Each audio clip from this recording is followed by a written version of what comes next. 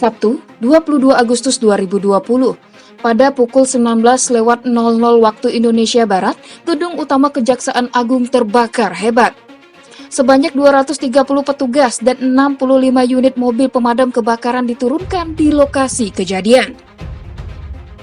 Dari peristiwa tersebut, api memakan habis gedung utama Korps Adiaksa. Setelah hampir 12 jam lamanya, para pemadam berjibaku berhasil memadamkan kobaran api dengan melumatkan seluruh bangunan gedung utama tanpa sisa dan tak terkecuali ruang kerja Jaksa Agung ST Burhanuddin.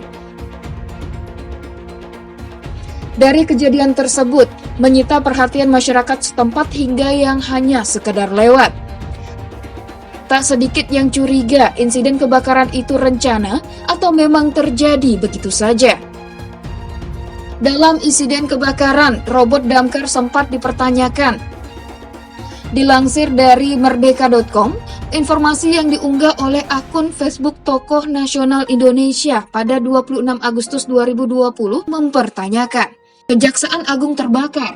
Ada di mana robot pemadam Pemprov DKI yang dibeli seharga 37,4 miliar rupiah itu berada? Dari pertanyaan tersebut, Kepala Dinas Penanggulangan Kebakaran dan Penyelamatan DKI Jakarta Satriadi Gunawan menjelaskan, robot pemadam kebakaran yang dibeli diperuntukkan bagi memadamkan kebakaran di MRT dan LRT atau lokasi dengan potensi ledakan seperti kilang minyak.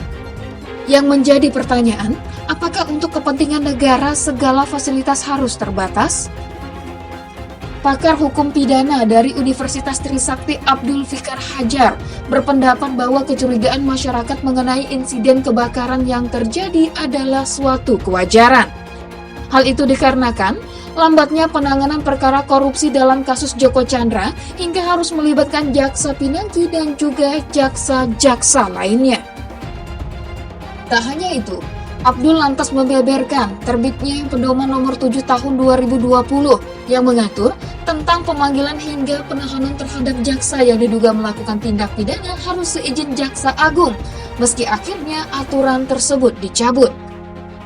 Selain itu, pendampingan hukum dari Kejaksaan Agung kepada Jaksa Pinangki Sirna Malasari yang terbawa dalam kasus Joko Chandra hingga transparansinya uang sitaan Joko Chandra sebesar 546 miliar rupiah yang sempat dipertanyakan Antasari Azhar kala itu menjadi jaksa penuntut umum pada kasus Kesi Bank Bali.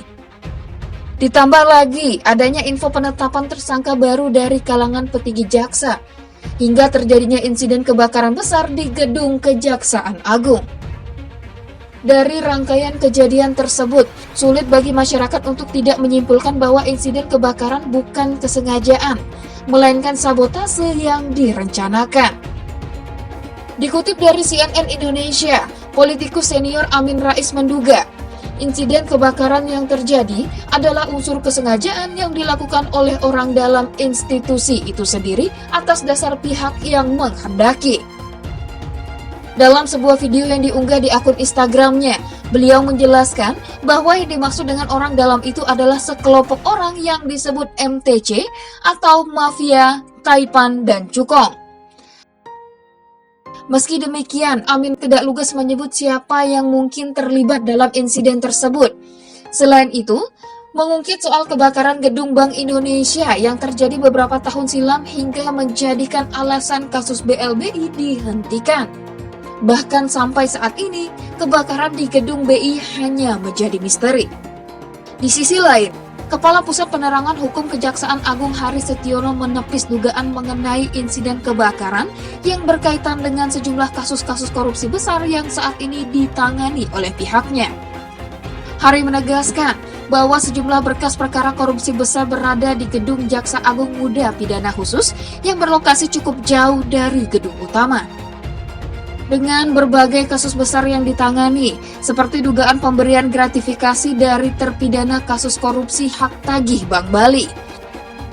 Selain itu, penanganan kasus korupsi PT Asuransi Jiwasraya Persero yang sampai saat ini belum menemukan titik akhir. Beribu pasang mata menyaksikan langsung maupun tak langsung sandiwara negara.